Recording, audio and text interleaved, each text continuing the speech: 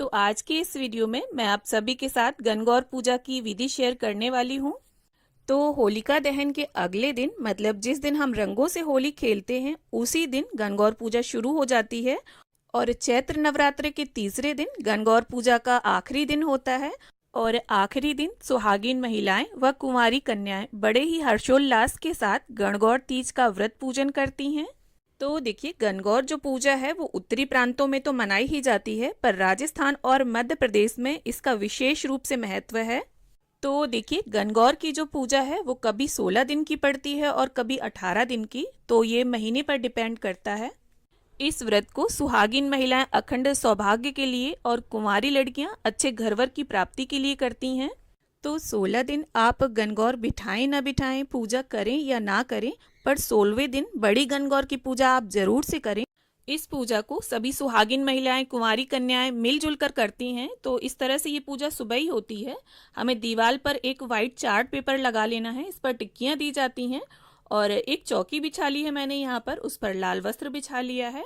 मांग टीका, नथ और ओढ़नी ओढ़ कर इस पूजन को किया जाता है।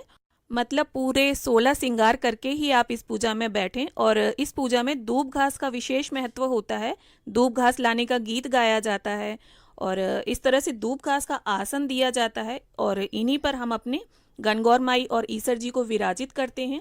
और दूब घास के साथ ही बासेड़ा पर आपने जो ज्वारे उगाए होंगे उन ज्वारों को भी आप थोड़ा सा बिछा लें। तो यहाँ पर मैंने मिट्टी से ईसर जी और गणगौर माई बनाए हैं। और अगर आपके पास 5 का सेट है तो उन्हें विराजित करें, और अगर 1 का है तो उन्हें विराजित करें, लकड़ी की या मिट्टी की जो भी आपके पास मूर्तियां हैं। और अगर आपके घर में 52 साल की या कोई कुंवारी लड़की पूजा कर रही है तो उन्हीं के साथ आप ये पूजा करें। या आपके आस पड़ोस में, सोसाइटी में या कॉलोनी में 16 दिन की कोई गणगौर बैठा रहा हो तो उसके साथ ये पूजा करें, क्योंकि बेसिकली सारी लेडीज इकट्ठी होकर एक जगह पर ये पूजा कर लेती हैं। तो अब हम गेहूं की कुड्डी करेंगे और गेहूं की कुड्डी पर ही देसी घी का एक दीपक लगाकर दीपक चास लेंगे। दीपक चासने के बाद 16-16 तार की दातन हम सबसे पहले ईसर जी को और फिर गणगौर माई को देंगे। और अब हम तांबे के एक लोटे में जल भरकर जल का छांटा दे देंगे, यानी शुद्धिकरण कर लेंगे। तो अब हम गणगौर माई को ओढ़नी उड़ा देंगे। अगर आप लाए हैं ओढ़नी तो उड़ा दें, नहीं लाए हैं तो वस्त्र का भाव करते हुए कलावा भी अर्पित कर सकते हैं। तो यहाँ पर ईसर जी को वस्त्र के स्वरूप हमने कलावा चढ़ा दिया है। अब गणपति जी के स्वरूप जो हमने स्वस्तिक बनाया है उसका पूजन कर लेंगे, चंदन, रोली, अक्षत अर्पित करते हुए। अब देखिए, मेहंदी की सहायता से हम हमारी नाल यहाँ पर चिपका देंगे, यानी जो कलावा है उसे इस तरह से चिपका देंगे। और जितनी भी लेडीज हैं सभी अपनी अपनी अलग अलग टिक्की देंगी और अपनी अलग अलग मोली यानी नाल चिपका देंगी। तो यहाँ पर रोली, मेहंदी और काजल की सभी को अपनी अपनी अलग अलग 16-16 टिक्कियाँ देनी हैं। और कहीं कहीं पर देखिए हल्दी की भी टिक्की लगाई जाती है, तो अगर आप यहाँ लगाई जाती हो तो इनके साथ आप हल्दी की भी टिक्कियाँ दे दें। और देखिए, वैसे तो पुराने टाइम में दीवार पर चौका लगा रहता है, तो इस तरह से चार्ट पेपर लगाकर आप ये टिक्कियाँ दे सकते हैं। और इसका एक ये भी फायदा है कि चार्ट पेपर को विसर्जित करने में आसानी होती है। और देखिए, गणगौर के बहुत सारे गीत होते हैं, उसमें पाटा धोने का गीत, दूब लाने का गीत, पानी पिलाने का गीत, मतलब आपको गणगौर के सभी गीत गाते रहना है। और अगर आपको गीत नहीं आते हैं तो आप यूट्यूब पर चलाकर सुन भी सकते हैं। और पूजा आपको ऐसे ही करनी है, अगर आप 16 दिन से गणगौर पूजते आए हैं तो भी, और अगर आप लास्ट वाले दिन यानी 1 दिन की पूजा कर रहे हैं तब भी। अब देखिए, जिनके यहाँ 16 दिन की गणगौर बैठाई जाती हैं तो कई जगह पर ऐसा होता है कि हर रोज रोली और काजल की एक एक टिक्की दी जाती है और 16 दिन तक वो 16 टिक्कियां हो जाती हैं। और कहीं कहीं पर देखिए पहले दिन ही 16-16 टिक्कियां लगा ली जाती हैं और उन्हीं के ऊपर हर रोज टिक्कियां दी जाती हैं। और देखिए, अगर आपके पास गणगौर का थापा हो तो आप पूजा में वो थापा भी रख सकते हैं। अब देखिए, हम गणगौर माई को और ईसर जी को रोली से तिलक करेंगे, काजल लगाएंगे, मेहंदी लगाएंगे। तो जो रोज की 16 दिन की गणगौर होती हैं उसमें मेहंदी की टिक्कियां नहीं लगानी होती हैं। और आज के दिन यानी जो लास्ट दिन होता है उसमें मेहंदी, रोली, काजल तीनों की टिक्कियां दी जाती हैं। और जो भी सामान आप ईसर जी और गणगौर माई को लगाएं वो शगुन के तौर पर खुद भी लगा लें, चाहे आपने पहले ही मेहंदी क्यों ना लगा रखी हो, फिर भी गणगौर पूजते समय आप ये सभी सामान थोड़ा थोड़ा खुद भी जरूर लगा लें। तो जो 42 साल की लड़की होती है, मतलब जिसकी शादी का पहला साल होता है, उसके पीहर में 16 दिन की गणगौर बैठाई जाती हैं, जिसमें 8 पिंडिये होली की राख के और 8 पिंडिये गोबर में मिट्टी मिलाकर यानी 16 पिंडिये बनाए जाते हैं। तो यहाँ पर सभी को हमने फूल चढ़ा दिए हैं और बांस की टोकरी में यहाँ पर हम सुहाग पिटारी निकालेंगे। देखिए बांस की टोकरी का बहुत ज़्यादा महत्व होता है। उसी में दूब घास लाई जाती है और बांस की छावड़ी में ही पिंडिये बनाकर रखकर उनका पूजन किया जाता है। तो अगर आप 16 दिन की गणगौर पूजा कर रहे हैं तो ईसर जी और गणगौर माई के बगल में वो 16 पिंडिये भी जरूर रख लें और पूजा का सारा सामान एक साथ रखकर बैठें, बार बार ना उठें। तो यहाँ पर देखिए मैंने चांदी के बिछुए अर्पित किए हैं गणगौर माई को। अब इसके साथ ही गणगौर पूजन में गुने का बहुत अधिक महत्व होता है, तो 16 गुने चढ़ाए जाते हैं। आटे में मीठा डालकर ये गुने बनाए जाते हैं और जिनके यहाँ 16 दिन की गणगौर होती हैं उनके यहाँ तीनों टाइम गणगौर माता को पकवान बनाकर भोग लगाए जाते हैं अपने हाथों से। तो देखिए इस तरह से शीरा और पूड़ी का भी भोग लगाया जाता है। आप चाहें तो बाजार से मिठाई मंगवाकर भी प्रसाद लगा सकते हैं और इस तरह से शीरा और पूड़ी से हम ईसर जी को और गणगौर माई को जिमा देंगे।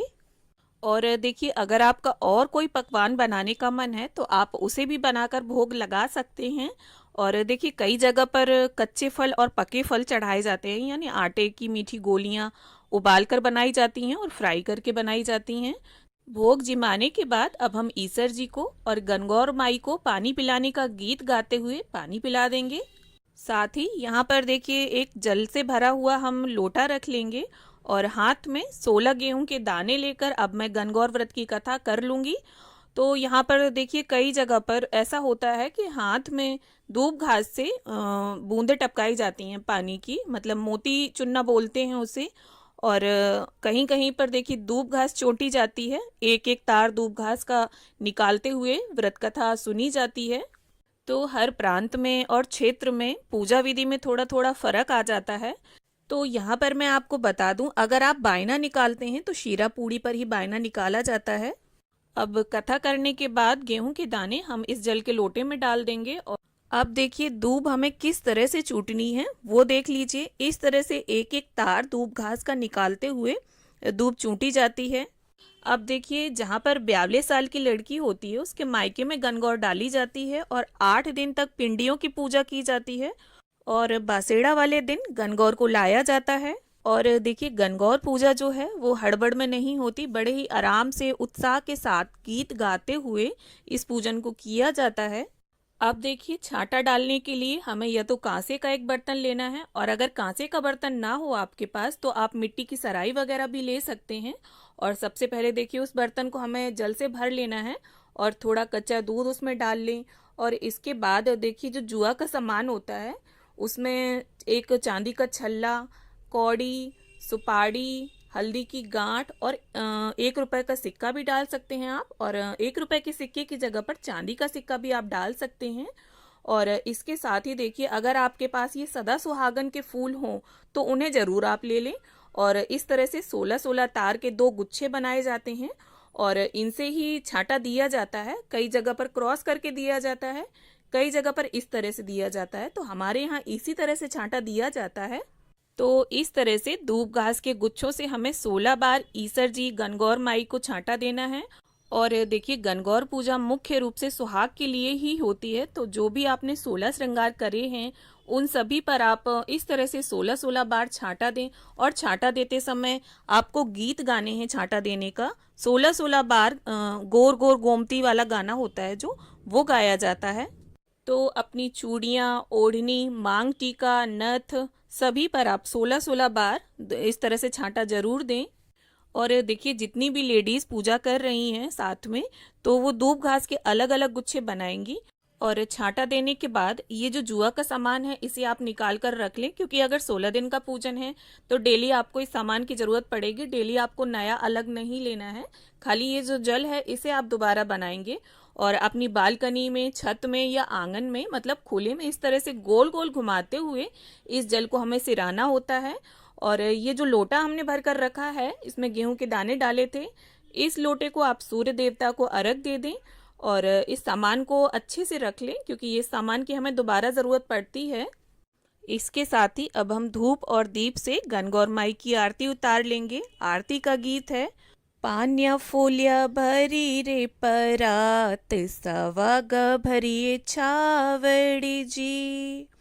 मोकल्यो सूरज जी राणा देने, करो गौर री आरती जी।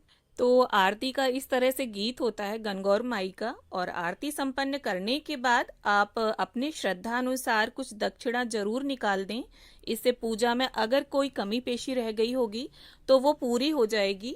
और देखिए, आखिरी दिन का जो पूजन होता है उस दिन गणगौर माई की विदाई होती है। तो आप चाहें तो यहाँ पर ईसर जी को भेंट के स्वरूप एक नारियल दे सकते हैं और हाथ जोड़कर ईसर जी और गणगौर माई से प्रार्थना कर लेंगे कि वो हमारे सुहाग की रक्षा करें और पति की लंबी आयु करें। और साथ ही पूजन में अगर कोई भूल चूक हो गई हो तो उसे क्षमा करें और अगले बरस घर में फिर से पधारें। तो यहाँ पर गणगौर पूजा की लगभग मैंने सभी जानकारी देने की पूरी कोशिश की।